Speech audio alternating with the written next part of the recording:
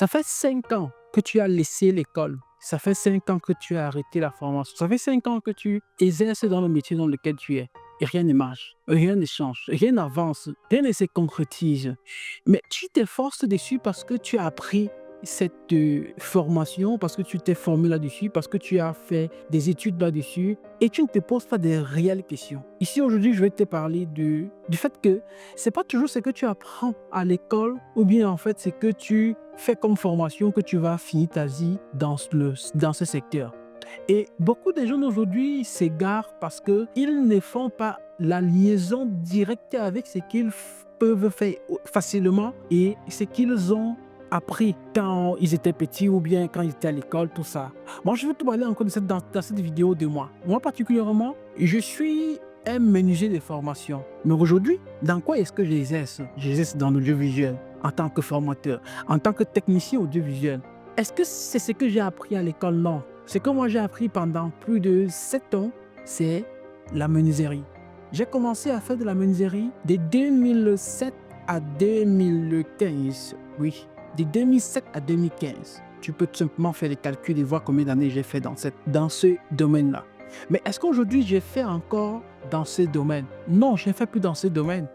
Il faudrait rappeler que les tables que vous voyez sur lesquelles je suis assis présentement, c'est un camarade de classe qui me l'a fait. Est-ce que je pouvais le faire? Oui, je peux le faire. Mais je ne suis plus dans ce domaine. Je ne me suis pas donné cet exercice d'aller le faire tout simplement parce que je voulais gagner en temps.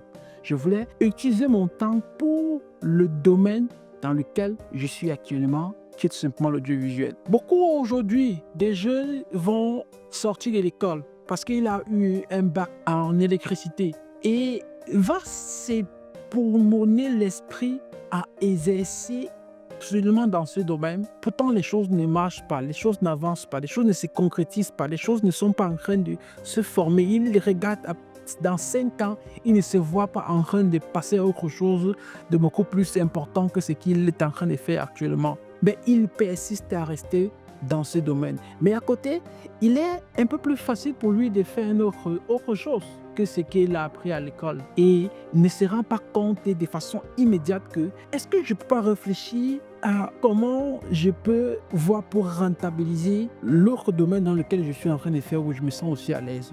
D'où vient toujours cette fameuse réponse que je vous ai donnée dans la vidéo précédente, la mission de vie et surtout l'identification de cette mission de vie à travers nos aptitudes, à travers nos façons de faire, à travers le travail qui nous fascine et qui nous donne la facilité en fait de travailler et de servir les autres. Beaucoup de personnes ne se rendent pas compte assez rapidement. Ils vont rester jusqu'à 35 ans, 40 ans avant d'avoir cette révélation. Il faudrait rappeler aujourd'hui à beaucoup de jeunes qui tombent dans ce piège que vous devez vous rendre compte et vous rapidement être conscient. Et cette conscience, ou bien en fait développer cette connaissance que vous allez avoir aujourd'hui à travers cette vidéo, serait d'aller faire des recherches sur qu'est-ce que la mission de vie, comment transformer votre passion en tout simplement en business, en argent. Comment rentabiliser votre compétence le plus absolu.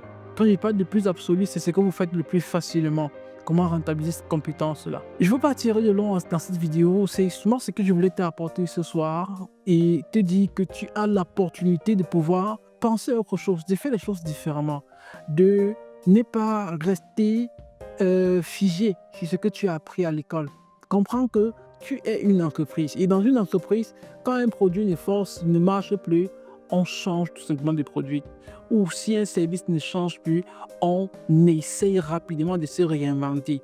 Et si c'est qu'aujourd'hui, ce que tu as fait à l'école ne marche pas et ça n'a jamais marché, parce que tu as passé le temps à faire des concours, ça n'a pas marché, parce que tu as passé le temps à faire des travaux, à proposer tes services aux gens qui ne t'ont pas du tout accompagné en fait, ou bien en fait, même si on t'a accompagné, mais tu ne te sentais pas totalement à l'aise, essaye rapidement de te réinventer. Se réinventer, penser à ça, c'est très important, c'est très essentiel pour ton avenir.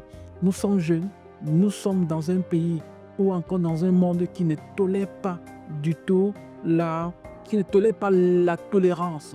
Parce que quand tu es tolérant envers toi, le monde ne serait pas tolérant envers toi.